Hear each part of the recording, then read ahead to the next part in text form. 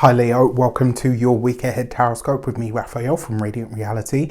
It's an absolute pleasure to have you. Thank you so much for being here. Thank you so much for joining me.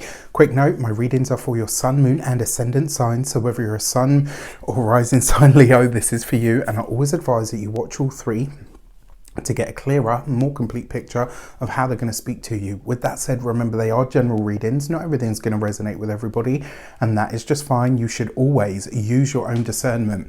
Before we start, as always, I would like to bless my decks of cards with all forms of love, light, peace, prosperity and abundance. And I pray that the messages that come through are ultimately clear and concise, and they help you on your path to your highest vibrational good.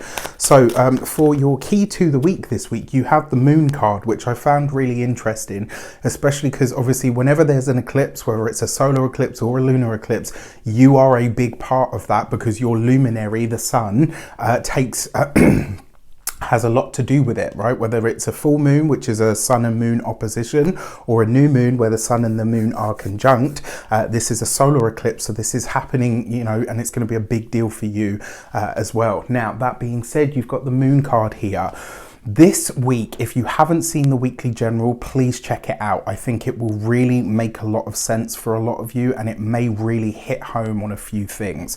Now, that being said, the Moon card can be the past, but this actually feels like it's the past coming up in not only in a way that's going to be beneficial to you, but also in a way that allows you to free yourself from some kind of hold back, hold up, hang up, you know, especially where maybe you've had an issue with, because, you know, Leos tend to, unless you're a silent dignity type, Leos tend to be okay with being seen, especially when they know they excel at what they do. However, that's been a process of undoing and redoing and redefining for a lot of Leos. So I kind of feel like this week, something like that might happen, like where a veil of sorts is dropped from you, where you can kind of just take a minute and go, okay, you know what? I'm all right with this. Like, I'm okay to let people see all aspects of me. I'm okay for people to see, you know, all of who I am, really, you know, like, I mean, well, if you're anything like me, you don't really care. It took a long time to get to that point, though, I can assure you, and a lot of inner work.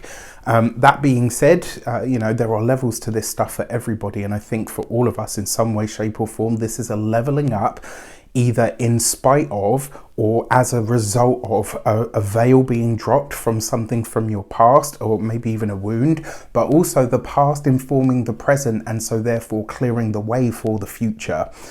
If you can follow all of that, you're very intelligent. Bloody hell, Raph. If you are a continued subby, you know I love you for it. And if you're new to my channel, please don't forget to like, share, and if you should so choose, and it should resonate, hit the subscribe button for your actions and options. You got the Four of Pentacles. So for some of you, this could be not only like a literal past hold up or hang up, it could also be a past way of making money that you're bringing back into the fold, but it could just as easily be that some of you are working on something or several things behind the scenes that are going to build your future, but also start to see you becoming more established in and of yourself. The other thing with that Four of Pentacles, because this is about what you do, in a lot of ways, this is you starting to think about your foundations. And because you've got the Moon card here, on a physical sort of, as in like literal physical healing, physical healing sort of sense, this could be you really starting to lay the foundations for the best health or, you know, appearance maybe that you've ever had. For your communications and conversations, you've got the Death card. You've got this coupled with the Moon. This is not a time to be sharing your ideas, Leo. Whatever you're working on, work on it silently, patiently, diligently behind the scenes. Because the Death card is ruled by Scorpio, and Scorpio has a purgative kind of energy behind it, I am urged to say to you, this may be a week where streamlining things, getting rid of the superfluous, taking some of the sparkle off and looking at whether it actually has substance. This is a week to really dig around into that. Does something present, like, does it do what it says on the tin, or is it just substance, style over substance?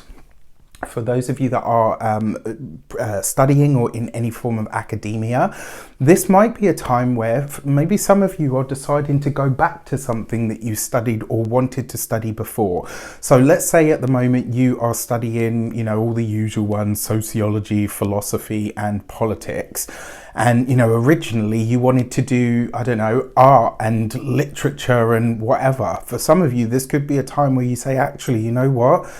This stuff it's given me a great background and a great sort of understanding of other things, but I think I'm going to go back to studying the things that I really want to study, the things that really, like, some of you could be going back to school, but you're going back to school for reasons that actually make sense for your future path, for your those of you that are employed by somebody else. You've got this coupled with the moon card, and so I do have to say this could be a week where some of you are either changing jobs, handing in notices, maybe you're looking at the work that you have and deciding, actually, you know what, this doesn't fit in with where I choose to go. It's not a part of building the foundation.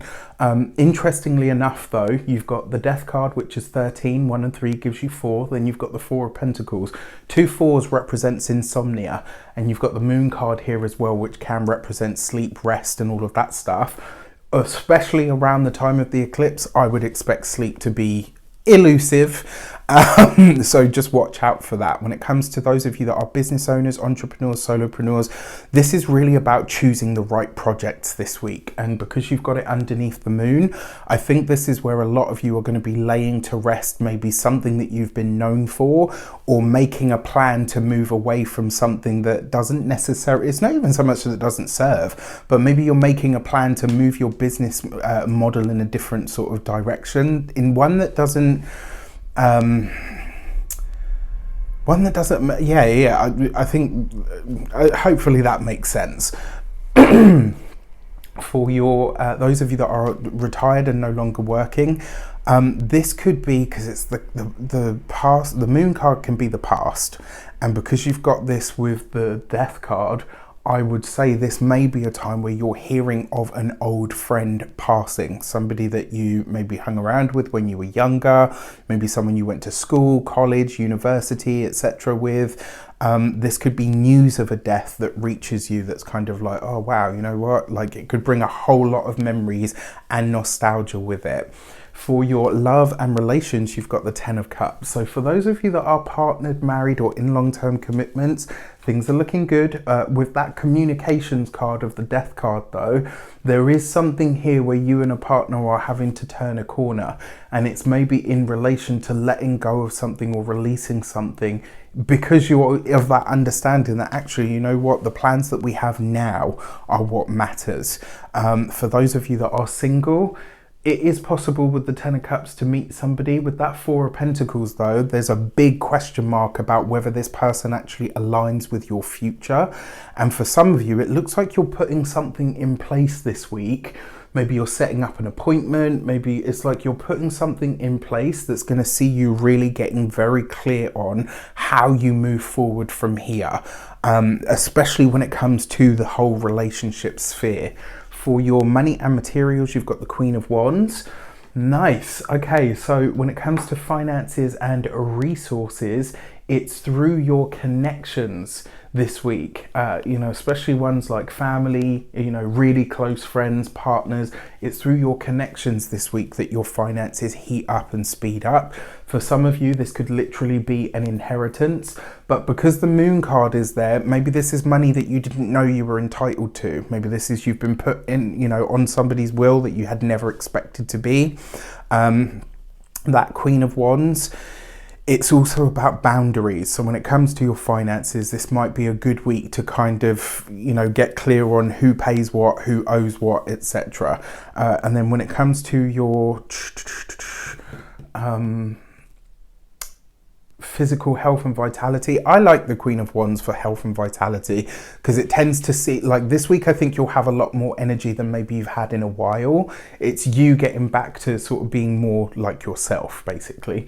And then when it comes to your home and environment, the Queen of Wands, this may be, because you've got this with the Death card and the Moon, it may be where you're having to fight something on that home / familial front that you'd rather not really get involved in, but it's like there's nobody else to do it. If anyone's going to be able to squash this, it's going to be you. With that said, I wish you an abundance of all of that good stuff. Have a fantastic week. Let me know in the comments how it shapes up. Take care, and I'll see you soon.